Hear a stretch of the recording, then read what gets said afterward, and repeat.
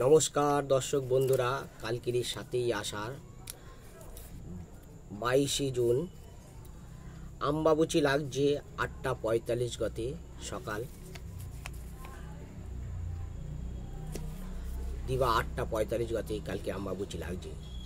আমবাবুচিতে কোনো পুজো করা নিষিদ্ধ নেই। মায়ের পুজো করা খুবই ভালো এবং মায়ের ধ্যান করা খুবই ভালো, কিন্তু না যারা যেরকম নিত্য পুজো করেন সেইরকমভাবে পুজো করবেন এবং যেভাবে পুজো করেন আপনারা সেরকমভাবে পুজো করতে পারেন, তাতে কোনো অসুবিধা নেই। কালকের দিনটা খুবই শুভ দিন, শুভ মানুষের জন্যে। প্রতি বছর এই একটা দিনে আসে যে আমবাবুচি, মানুষের অনেক মনের কামনা পূর্ণ হয়। এই কামরূপ কামাখ্যায় বহু লোক যান মায়ের কাছে, বহু দর্শনার্থী করেন এবং সাধারণ মানুষ মায়ের কাছে প্রাণ ভরে আশীর্বাদ গ্রহণ করে, চেয়ে নেন এবং সকলের জগতের মঙ্গল কামনা করে সেই মায়ের চরণে কিছু নিবেদনও করেন। মা সবার জন্যে, মা সকলের প্রিয়। মা বলেন আমি কোনায় কোনায় বিরাজমান, মা বলে আমি সকলের মধ্যেই বিরাজমান। মার জন্যে যে করেন সেই তো বোঝেন মা কি।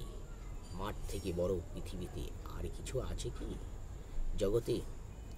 নিজের মা যেমন সেবা করেন সেরকম কামাখ্যা মাকেও সেবা করবেন। নিজের মা আর কামাখ্যা মাই দুই সমান। নিজের মাকে যেমন ভক্তি শ্রদ্ধাভাবে সেবা করবেন সেরকম কামাখ্যা মাকেও ভক্তিভাবে সেবা করবেন। এবং কোনো নিষিদ্ধ নেই, কোনো পুজো আশ্রারও নিষিদ্ধ নেই। যেরকমভাবে আপনারা পুজো আশ্রা করে আসেন সেই রকমভাবে করতে পারবেন। কামাখ্যা মায়ের পুজো সেরকমভাবেই করতে পারবেন। এতে আপনাদেরই কল্যাণ হবে এবং জগতের কল্যাণ হবে, মানব জগতের কল্যাণই হবে। সবাই মায়ের সন্তান, আমরা সবাই মায়েরই সন্তান। এই পৃথিবী মা ছাড়া এই জগতে আর কেউ নেই বড়। পৃথিবীতে সব থেকে বড় হচ্ছে নিজের মা।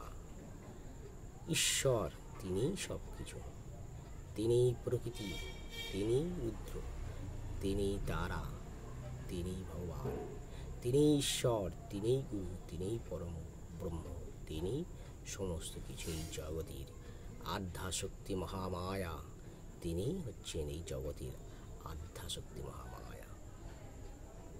নমস্কার দর্শক।